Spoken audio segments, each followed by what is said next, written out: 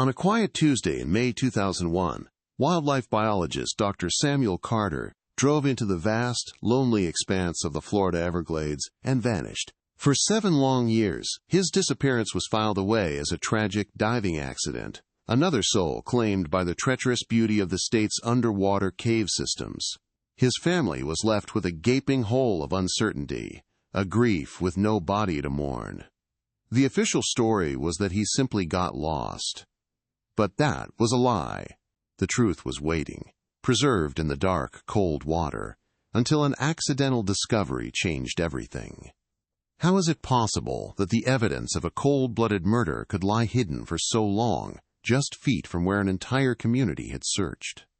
Before we reveal how a simple camera found in the mud unraveled a dark conspiracy that reached the highest levels of local power, let us know in the comments where you're watching from, and be sure to subscribe. Trust me, you won't want to miss the chain of events that this single, chilling discovery set in motion. The story of Sam Carter is more than just a missing person case.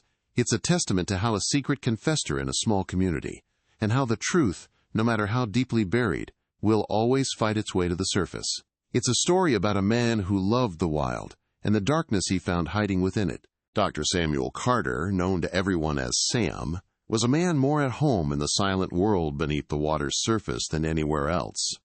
At 34, he was a respected biologist from the University of Florida, a quiet, methodical man whose life's work was dedicated to manatees. He wasn't just studying them, he was fighting for them, trying to map their complex migration routes through the state's aquifer to establish a protected sanctuary. His world revolved around his research, his wife Evelyn, also a scientist, and their 6-year-old daughter, Lily. Sam was a devoted father, known for his patient explanations of the natural world. His only real flaw, perhaps, was a form of idealism. He trusted his expertise in the wild completely, never truly believing that the greatest danger wasn't from the alligators or the unforgiving terrain, but from other men. That last morning of normalcy was like any other. It was a Tuesday in May when Sam kissed Evelyn and Lily goodbye at their home in Gainesville. He promised he'd be back by Friday, just a quick 3-day solo expedition. His plan was straightforward: dive a remote, poorly charted spring that locals called Whispering Sinkhole. He was tracking a specific manatee family he'd been observing for months and needed photographs to document their presence in that part of the system. His last known contact was a brief, routine radio call to a park ranger station, simply logging his entry into the area. It was a standard procedure, a small digital footprint before he stepped off the grid and into the wilderness he loved, completely unaware he would never step out again. When Friday evening came and went with no word from Sam, a knot of dread began to tighten in Evelyn's stomach. By Saturday morning, it had turned into full-blown panic. She alerted the authorities, and the search began immediately. They found his truck parked near the edge of the sinkhole, just as he'd left it. His field notes were sitting on the passenger seat, detailing his plans for the dive. There were no signs of a struggle, no broken branches, no indication of foul play. His diving gear was gone, which led everyone to the only logical conclusion: he had entered the water and never resurfaced. The initial search was massive, involving sheriff's deputies, park rangers, and volunteer divers, but it was quickly overwhelmed by the sheer scale and complexity of the underwater labyrinth he had descended into. The official investigation was almost immediately funneled into the narrow channel of a tragic accident. The local sheriff's office, with limited resources and no real expertise in the highly specialized field of cave diving, had to rely on volunteers. These brave divers could barely scratch the surface of the sprawling, interconnected passages of the Floridan aquifer. The theory solidified quickly and became the accepted narrative. Sam had become disoriented in a silt-out, taken a wrong turn in the maze of tunnels, or simply run out of air. It was a plausible, clean explanation that allowed the case to be closed. For the authorities, it was a tragedy. For his family, it was the beginning of a torturous limbo, a 7-year nightmare fueled by unanswered questions and the gnawing feeling that the simple story everyone accepted was wrong. For Evelyn Carter, the official explanation was an insult to her husband's memory. Sam was not reckless.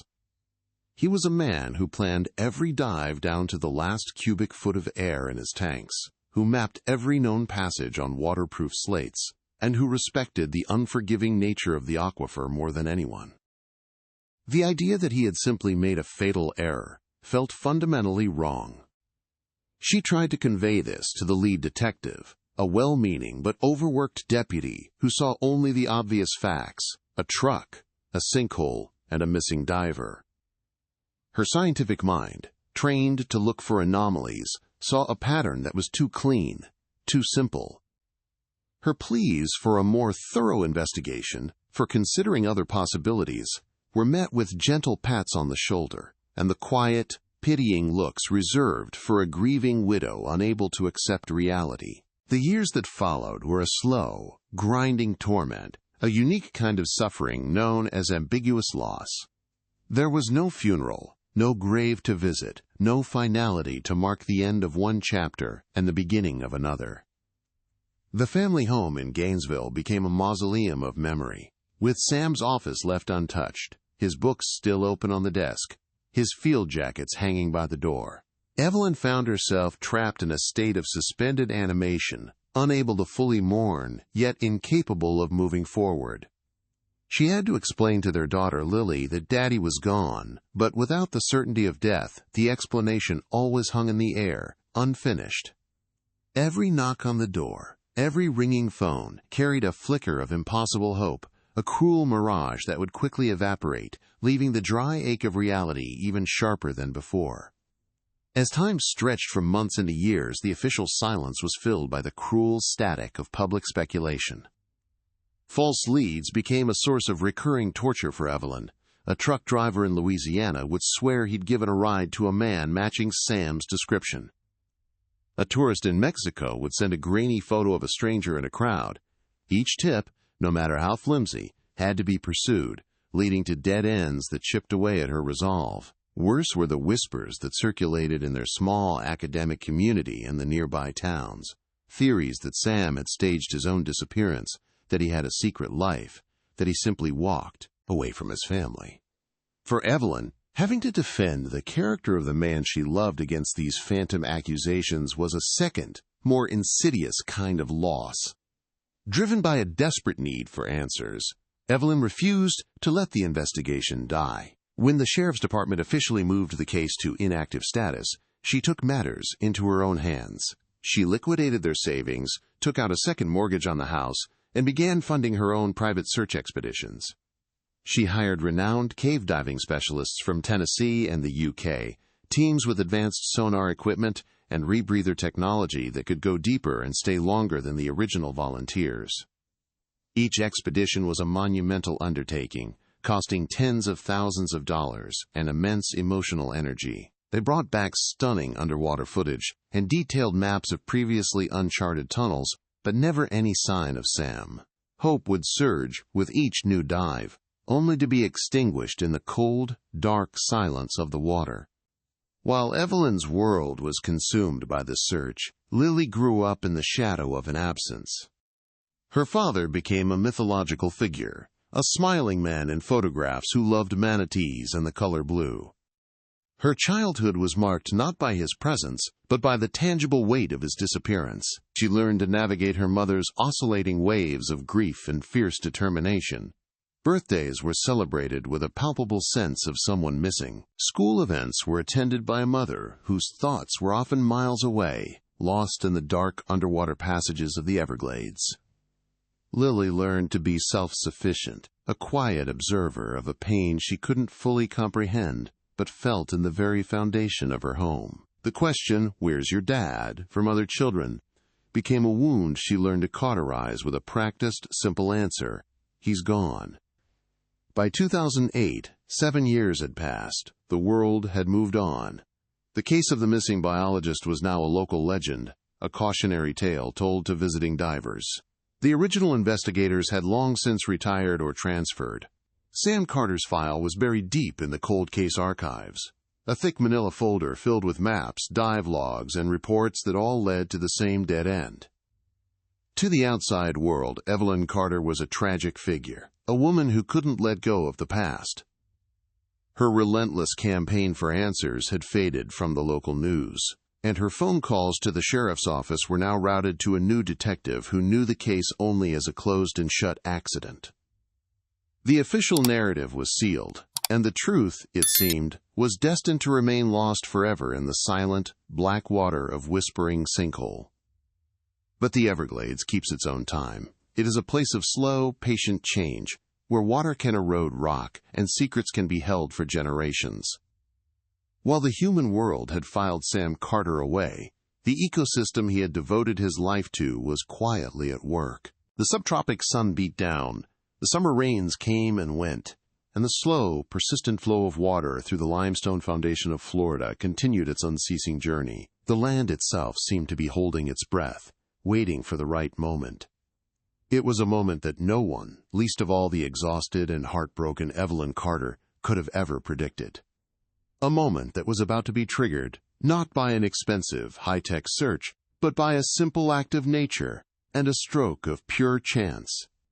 The break in the case came not from a calculated investigation, but from the raw, indifferent power of nature itself. In the summer of 2008, a fierce tropical storm tore through South Florida, dumping historic amounts of rain that swelled the rivers and churned the landscape. Weeks later, as the water receded, a young park ranger named Cody was conducting a routine erosion assessment near Whispering Sinkhole. The storm had scoured the earth, exposing layers of soil and rock that hadn't seen sunlight in years. He was documenting uprooted cypress trees and shifted limestone when a glint of something unnatural caught his eye, wedged between a tangle of roots near the water's edge. It was a piece of debris, he thought, just more storm trash to be cleaned up. Approaching, he realized it was a hard-shell, waterproof camera housing, the kind used by serious divers. It was caked in mud and algae, its clasps rusted, but it was remarkably intact. Prying it open with the tip of his knife, he was stunned to find an old but rugged Olympus digital camera nestled inside, seemingly protected from the elements. It was a long shot, a 1-in-a-million chance, but he knew exactly what he had to do. He carefully placed the housing in his pack, his mind racing. He was too young to have worked the Carter case himself, but every ranger in the area knew the story. It was the ghost that haunted this part of the park, a permanent fixture of local lore. Back at the ranger station, his discovery was met with a mixture of excitement and heavy skepticism. 7 years submerged in the mineral-rich, acidic water of the aquifer? The internal components would be corroded beyond repair, the memory card, a fossilized chip of plastic. But Cody insisted. A tech specialist from the county, a man who normally worked on recovering data from damaged government hard drives, was called in. He made no promises. He explained the delicate process, carefully disassembling the camera in a controlled environment, cleaning the contacts, and using specialized software to attempt a direct read of the memory card. It was a painstaking, delicate operation, a digital archaeology performed under the fluorescent lights of a sterile office, far from the dark water where the camera had rested for so long. For 2 days, there was nothing. The technician worked patiently, trying different methods, but the card remained stubbornly silent.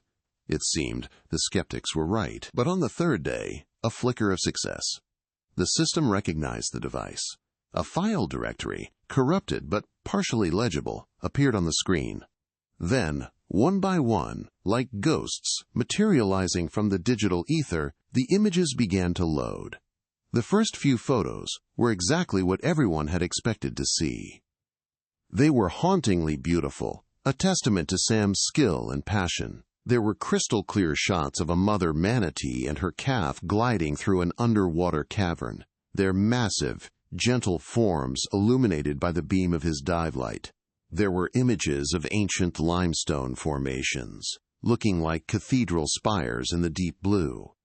These were the last moments of a scientist at peace, completely immersed in the world he loved. The photos documented his final dive with a chilling clarity. You could almost feel the cold water, the profound silence of the caves, the sense of wonder he must have felt.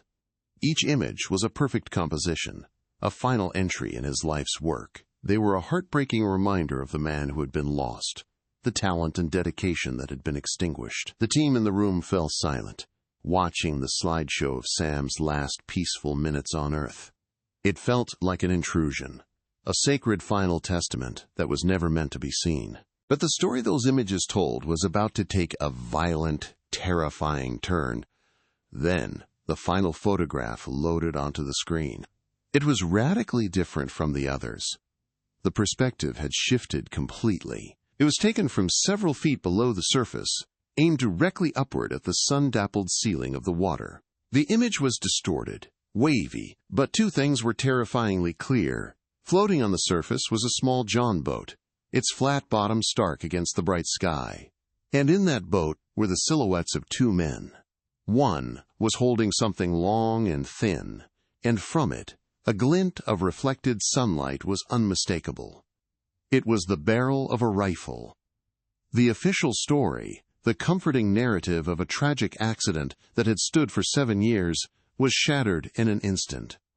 This single image screamed the truth. Sam Carter hadn't drowned. He had been murdered.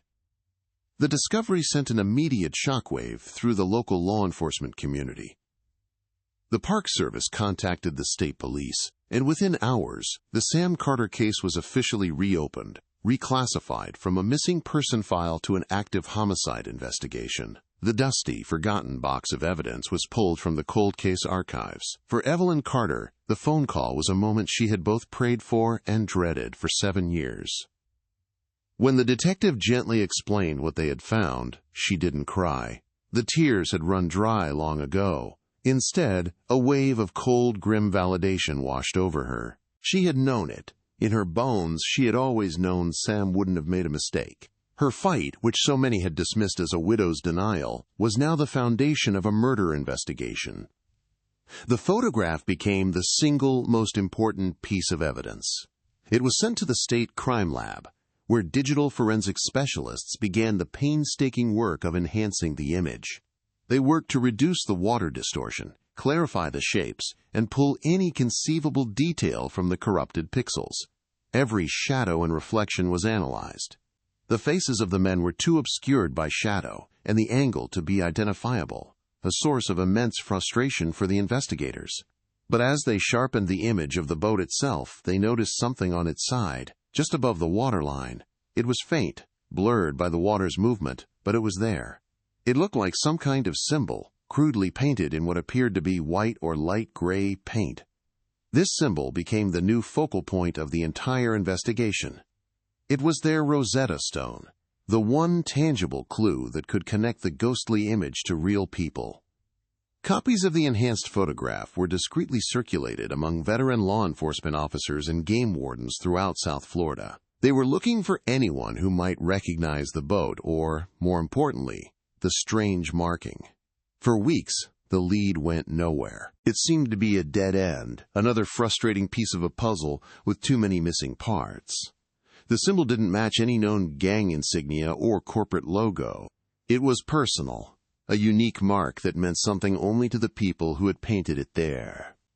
The break came from a retired sheriff's deputy, a man who had spent 30 years patrolling the backwaters and remote communities bordering the Everglades.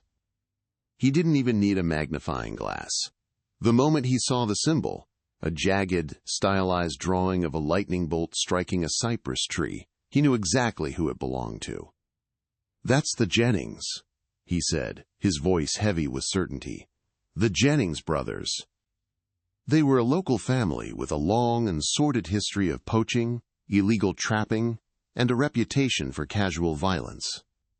They were considered small-time criminals, a nuisance more than a major threat. But now, their simple, hand-painted logo had just connected them to the 7-year-old murder of a university biologist. The investigation finally had a name. The Jennings brothers, Caleb and Brody, were well-known figures in the small, insular communities bordering the park. They were regarded as local toughs, men who lived by their own rules in the swamp, with a string of minor offenses for illegal hunting and trespassing trailing behind them. But murder?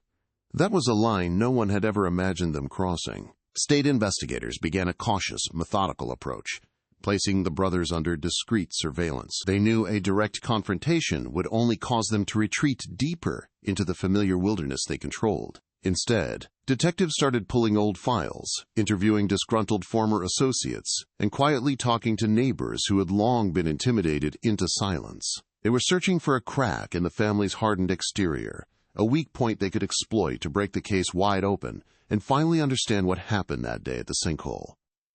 The first significant breakthrough came not from a witness, but from a spreadsheet. While the Jennings brothers lived a seemingly simple, off-the-grid lifestyle, a deep dive into their financial records told a very different story.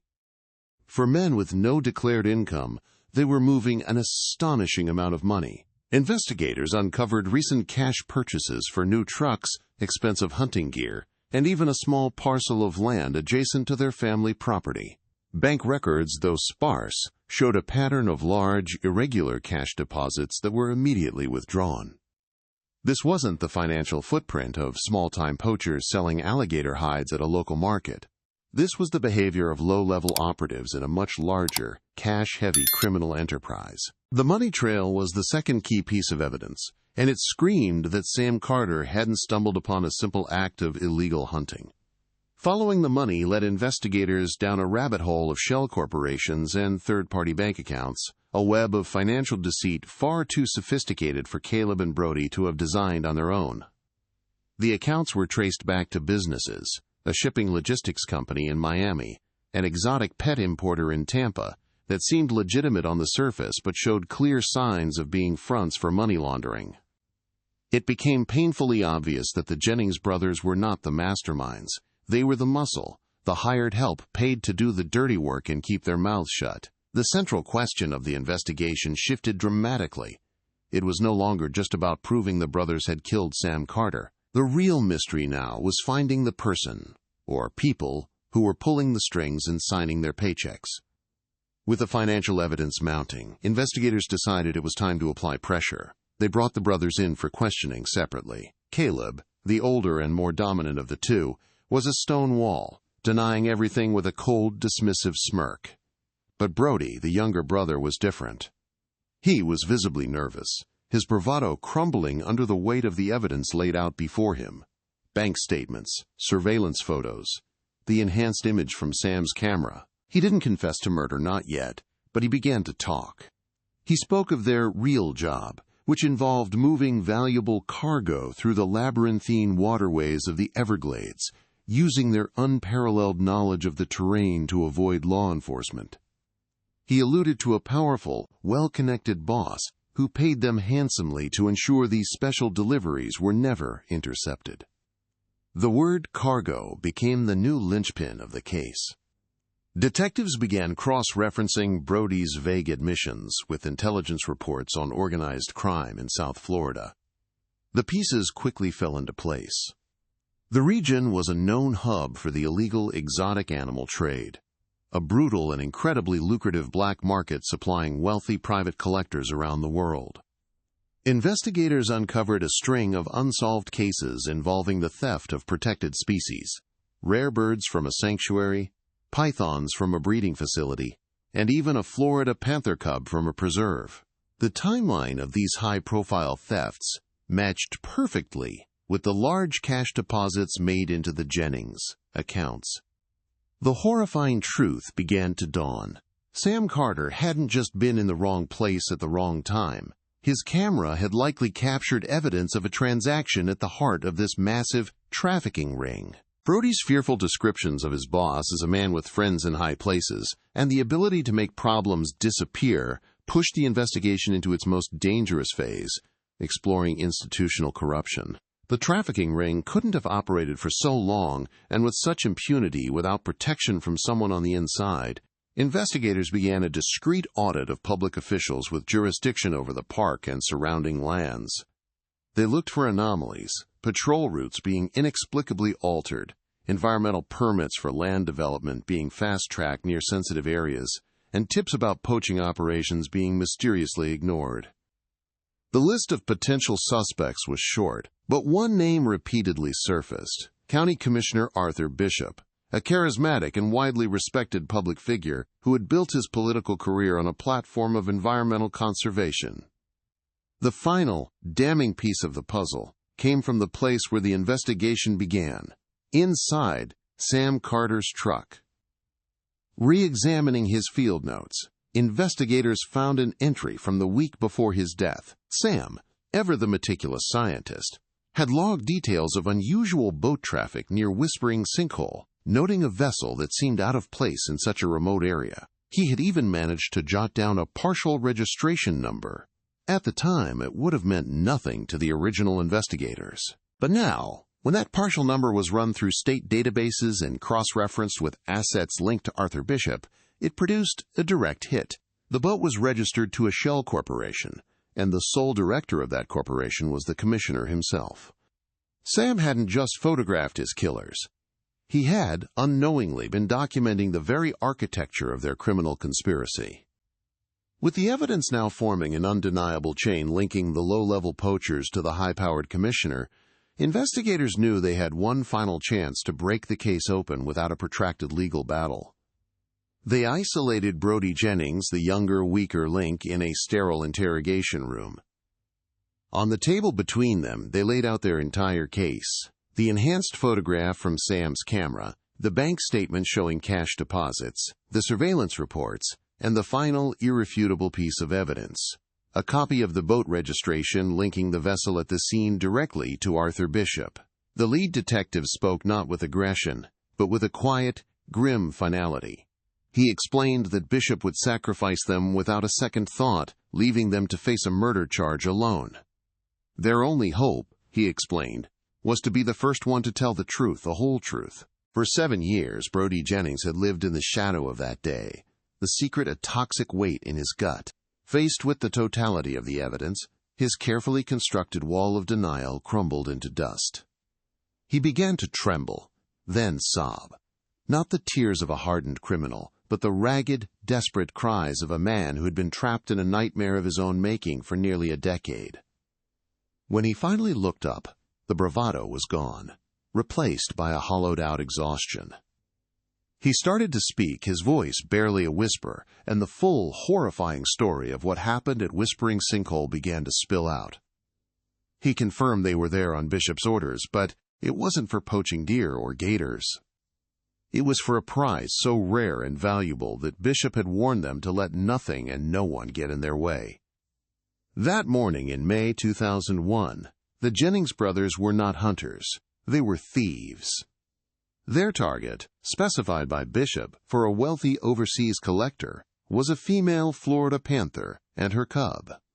They had tracked the animals for weeks, and that morning they had successfully tranquilized the adult, securing it in a reinforced cage hidden in their boat. It was a brazen crime, carrying a federal prison sentence, but the payout was enormous, more money than they had ever seen. They were waiting at the remote sinkhole, the designated rendezvous point for the handoff, when a figure suddenly broke the surface of the water not 50 feet from their boat.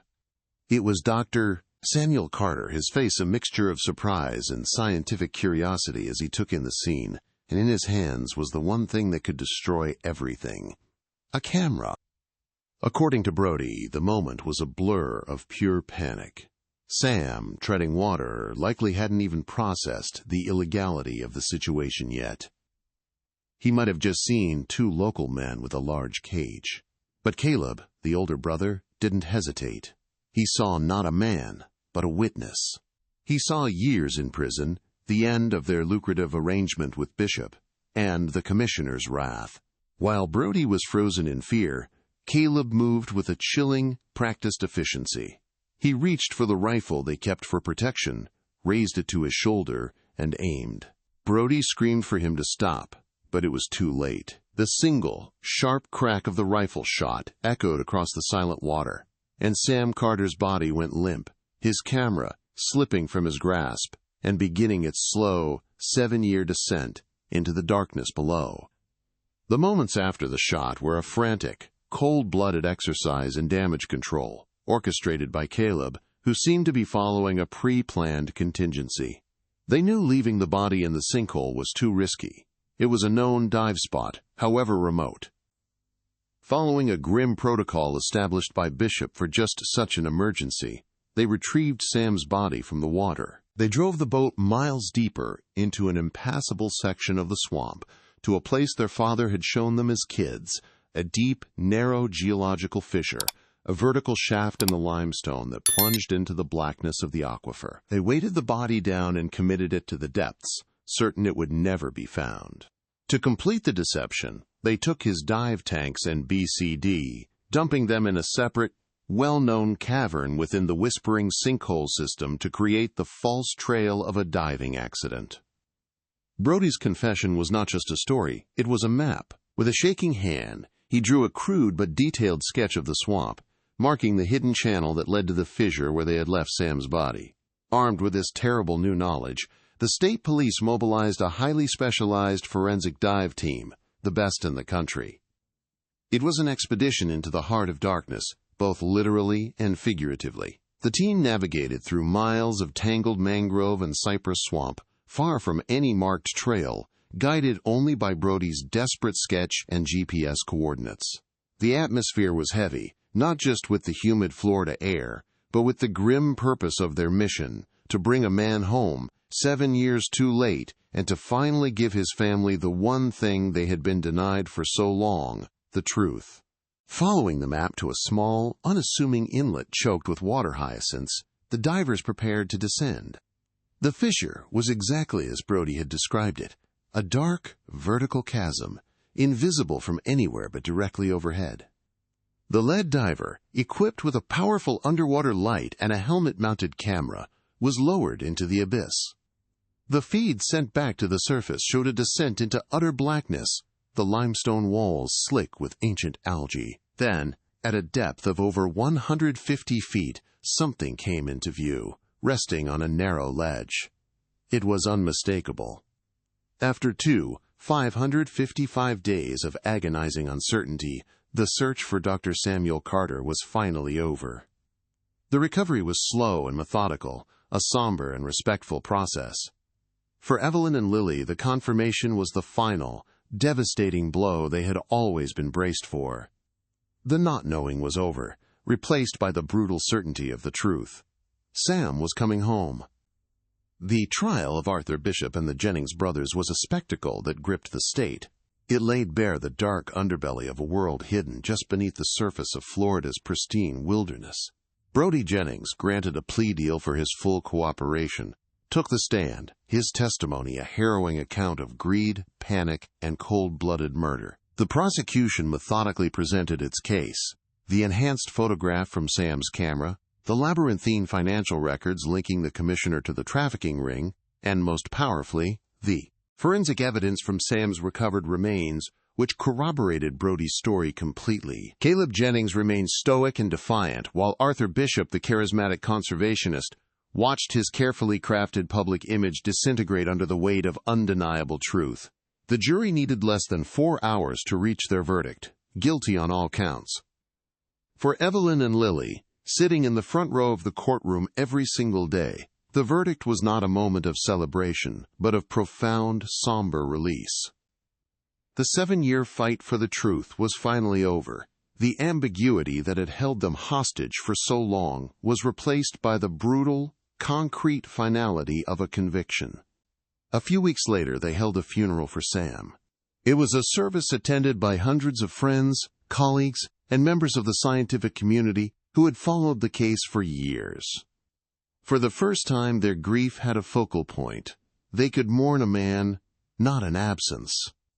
For Lily, now a teenager, it was the first time she could truly say goodbye to the father she barely remembered, but whose loss had defined her entire life. The closure was painful, but it was real, a necessary anchor in a sea of sorrow.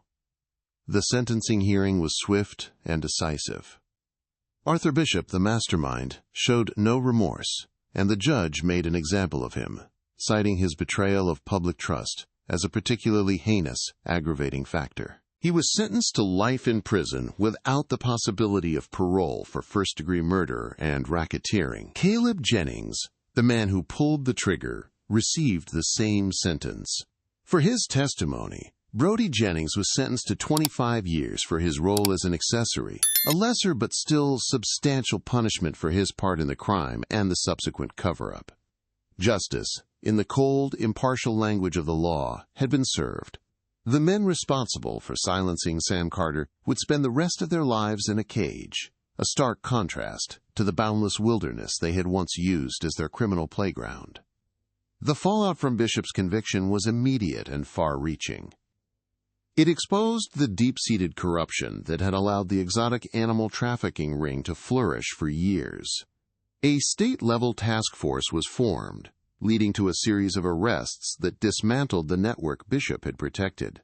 Public officials, shipping magnates, and wealthy collectors were implicated, revealing a system of bribery and intimidation that had poisoned the very institutions meant to protect Florida's natural heritage. The case became a landmark example of how environmental crime could intersect with violent, organized crime, prompting a complete overhaul of oversight and enforcement protocols within the state's park and wildlife commissions. The quiet biologist's death had inadvertently triggered a cleansing fire, burning away a corruption that had festered in the dark for far too long. In the years that followed, Evelyn and Lily found a new purpose, a way to ensure Sam's life and death would have a lasting meaning beyond the headlines. They established the Carter Conservation Trust, a nonprofit organization dedicated to funding the work of environmental scientists and advocating for the protection of the Everglades. Using the settlement money from a civil suit against Bishop's estate, they created grants for researchers, funded new technologies for tracking protected species, and lobbied for stronger legislation. Lily, inspired by the father she had come to know through his work, decided to follow in his footsteps, enrolling in the University of Florida to study marine biology. The trust was not just a memorial, it was a continuation of Sam's mission, a living legacy of his passion and sacrifice. As a final tribute, the state officially renamed the site of the tragedy. The place once known on local maps as Whispering Sinkhole is now permanently marked as Carter's Spring. It serves as a quiet, powerful memorial, a place where future generations of divers and scientists can reflect on the man who lost his life defending the silent world beneath the water. The state legislature also passed a new bill, widely known as Sam's Law, which implemented enhanced safety protocols and communication requirements for researchers working in remote and high-risk areas. It was a small, practical change, but one that ensured his story would serve as a permanent cautionary tale. The truth had come to light, justice had been delivered, and a legacy of protection had risen from the depths of a dark conspiracy. If you believe that no victim should be forgotten and that the search for truth is essential, please share this story. Don't forget to subscribe for more in-depth investigations into cases that need to be told. Thank you for listening. The story of Sam Carter is a stark reminder that justice is rarely a simple, clean resolution. It doesn't erase the pain or bring back what was lost. Instead, it offers a different kind of peace, the peace of truth. The Everglades, the silent, sprawling wilderness that was the stage for his murder, also became the keeper of his secret and, ultimately, the instrument of its revelation. The storm that unearthed his camera was an indifferent act of nature, yet it feels symbolic, as if the ecosystem he fought to protect refused to let his story end in a lie. Today, Carter's Spring is no longer a place of dark mystery.